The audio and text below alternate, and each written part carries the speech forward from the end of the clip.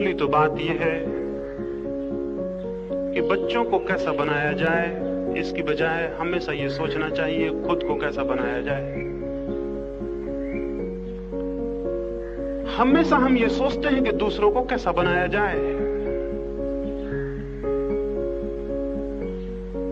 और मैं ये भी आपसे कहूं कि वही व्यक्ति ये पूछता है कि दूसरों को कैसे बनाया जाए जो खुद ठीक से बनने में असमर्थ रहा है।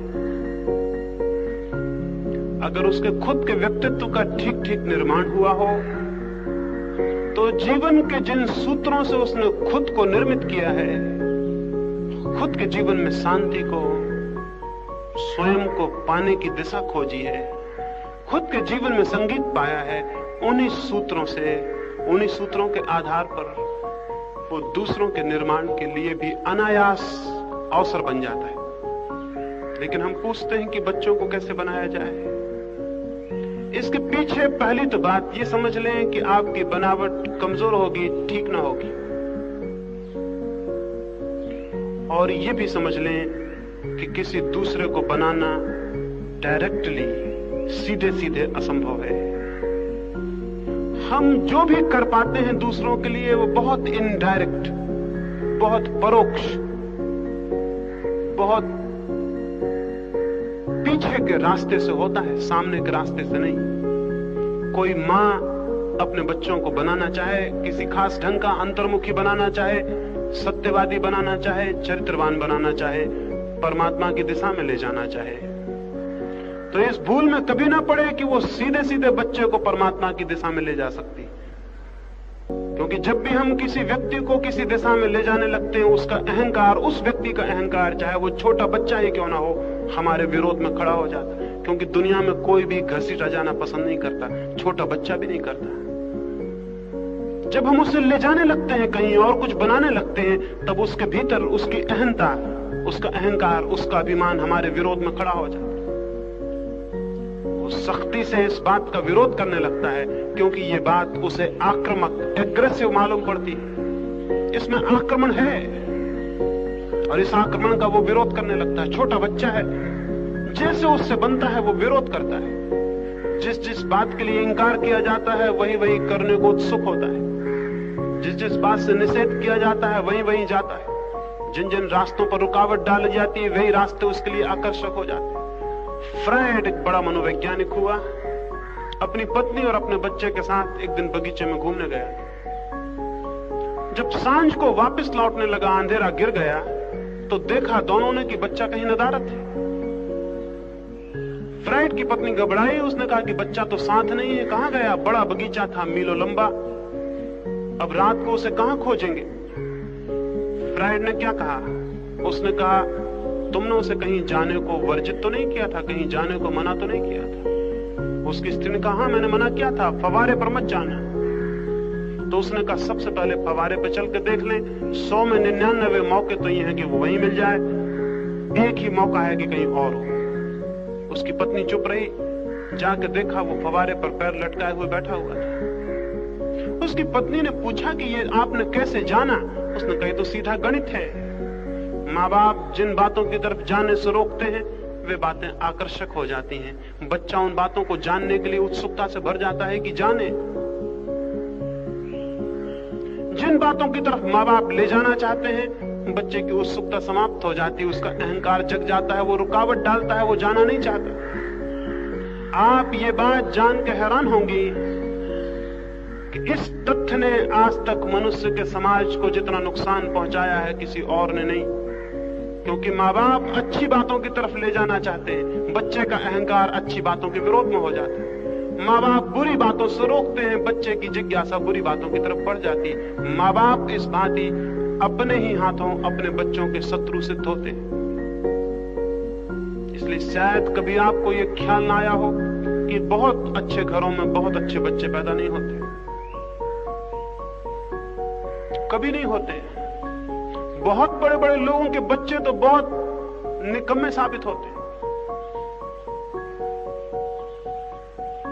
गांधी जैसे बड़े व्यक्ति का एक लड़का शराब पिया, मांस खाया, धर्म परिवर्तित किया, आश्चर्यजनक है। क्या हुआ ये? गांधी ने बहुत कोशिश की उसको अच्छा बनाने की, वो कोशिश दुश्मन बन गई। तो एक बात तो ये समझ लें कि जिसको भी परिवर्तित करने का ख्याल उठे, पहले तो स्वयं का जीवन उस दिशा में परिवर्तित हो जाना चाहिए। तो आपके जीवन की छाया, आपके जीवन का प्रभाव बहुत अनजान रूप से बच्चे को प्रभावित करता है। आपकी बातें नहीं, आपके उपदेश नहीं, आपके जीवन की छाया बच्चे को परोक्ष रूप से प्रभावित करती है और उसके जीवन में परिवर्तन की बुनियाद बन जाती। और दूसरी बात, बच्चे को कभी भी दबाव डालकर, आग्रह करके किसी अच्छी दिशा में ले जाने की कोशिश मत करना। वही बात अच्छी दिशा में जाने के लिए सबसे बड़ी दीवार हो जाएगी। और हो भी सकता है जब तक वो छोटा रहे आपकी बात मान ले, क्योंकि कमजोर है और आप ताकतवर हैं, आप डरा सकते हैं, धमका सकते हैं, आप हिंसा कर सकते हैं उसके साथ। और ये मत सोचना कभी कि माँ बाप अपने बच्चों के साथ कैसे हिंसा करेंगे। माँ बाप ने इतनी हिंसा की है बच्चों के साथ जिसका कोई हिसाब नहीं है, दिखाई नहीं पड़ती। जब भी हम किसी को दबाते हैं तब हम हिंसा करते हैं। बच्चे के अहंकार को चोट लगती है, लेकिन वो कमजोर है, सहता है।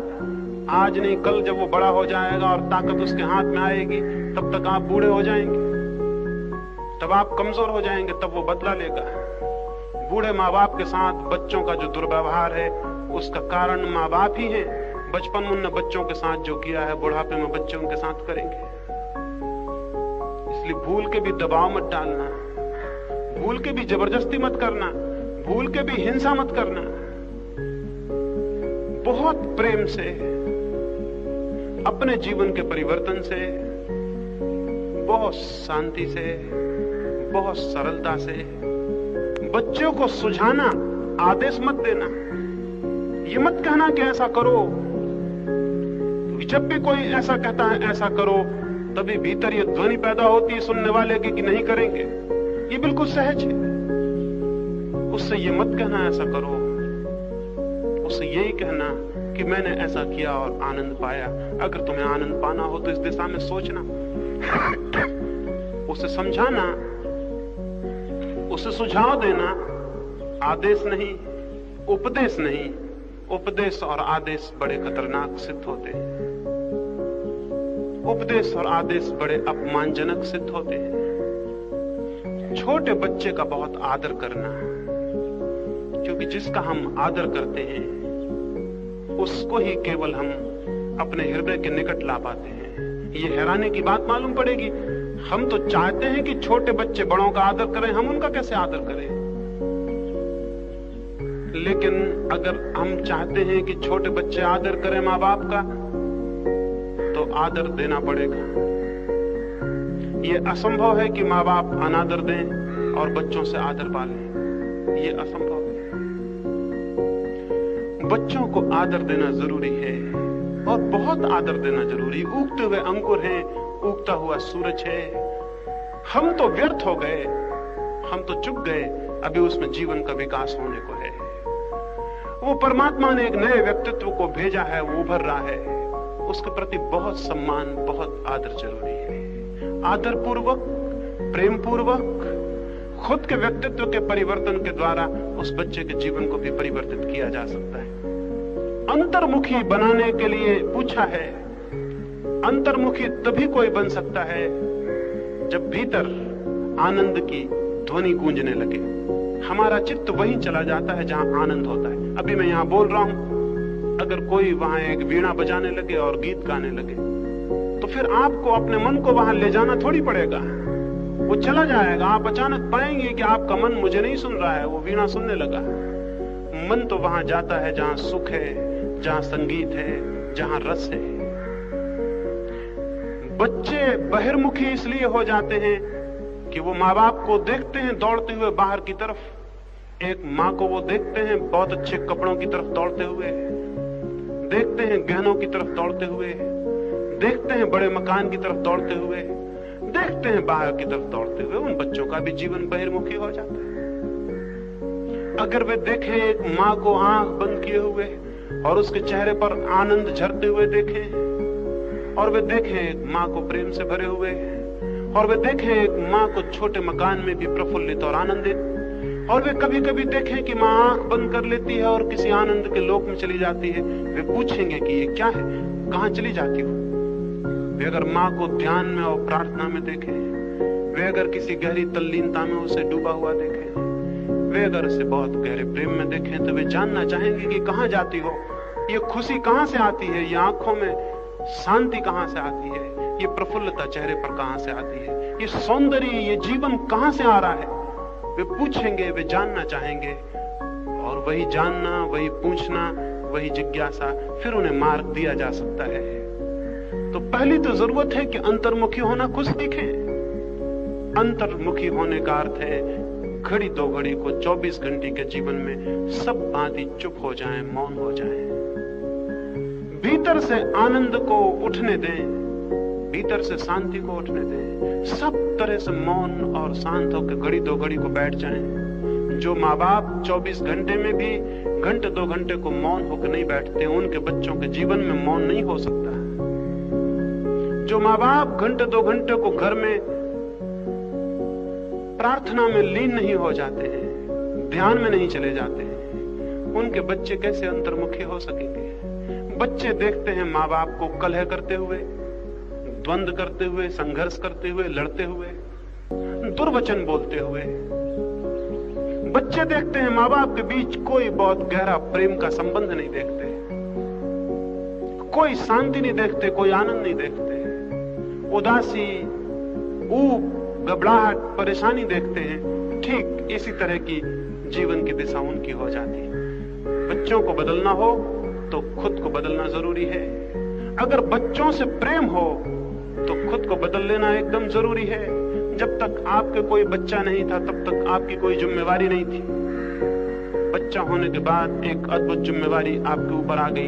एक पूरा जीवन बनेगा या बिगड़ेगा, और वह आप पर निर्भर हो गया।